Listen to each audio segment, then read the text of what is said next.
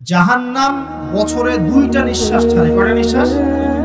একটা নিঃশ্বাস গ্রীষ্মকালে যখন প্রচন্ড দাবদাহ চলে, ওইটা হচ্ছে জাহান্নামের নিঃশ্বাসের ফসল।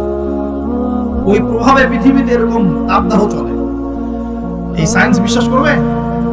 করবে না। ওর বিশ্বাসে আমার যায় আসে না। আল্লাহ পাক বলেছেন সত্য, রাসূল বলেছেন সত্য। আরেকটা হচ্ছে শীতকালে যখন প্রচন্ড ঠান্ডা, তখন শীতকালে জাহান্নামের এমন একটা জায়গা আছে যেটা কিন্তু শীতল জায়গা। জাহান্নামের পুরো জায়গাটাই কিন্তু আগুন নয়, এমন জায়গা আছে যেটা কি শীতল। ওই শীতল অংশ শ্বাস ছাড়লে এই যে পৃথিবীতে সেই এই শীতের একটা প্রভাব চলে আসে, প্রচন্ড ঠান্ডা শৈত্য প্রভাব চলে আসে। এটা হয়তো অনেকে বিশ্বাস করবে না, ভুল মনে করবে যে ধর্মান্ধ কথাবার্তা। হাদিসে আছে নবী সাল্লাল্লাহু আলাইহি ওয়াসাল্লাম বলেছেন, কে সত্যবাদী? এই পুরো সভ্যতার রাসূল সাল্লাল্লাহু আলাইহি ওয়াসাল্লাম। এই বিশ্বের সমস্ত মানুষ সত্যবাদী বেশি না আল্লাহর রাসূল বেশি সত্যবাদী? বাস, আর কোনো দরকার আছে কথা? কবরের আযাব সত্য না মিথ্যা? চোখে দেখা যায়?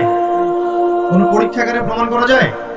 তাহলে পশ্চিমারা যে বলে পরীক্ষা নিরীক্ষা পর্যবেক্ষণ ছাড়া কোনো জ্ঞান নেওয়া যাবে না, তাহলে কি হবে?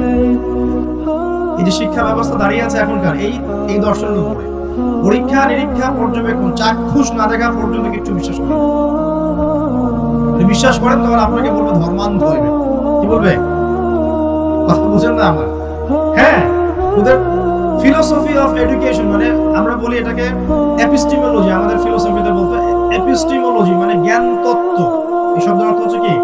জ্ঞান তত্ত্ব। ওদের জ্ঞান তত্ত্ব হচ্ছে যে যেটা ভিজুয়াল না, আমরা যা দেখি না, এবং যেটা স্পর্শ করা যায় না, ইন্দ্রিয় দিয়ে উপলব্ধি করা যায় না, মানে স্পর্শ করে বোঝা যায় না, গন্ধ নিয়ে বোঝা যায় না, তারপরে কঠিন তরল না বায়বীয় পরীক্ষা করা যায় না, পরীক্ষা নিরীক্ষা পর্যবেক্ষণের মাধ্যমে সিদ্ধান্তে আসা যায় না, এটাকে জ্ঞান বলে না।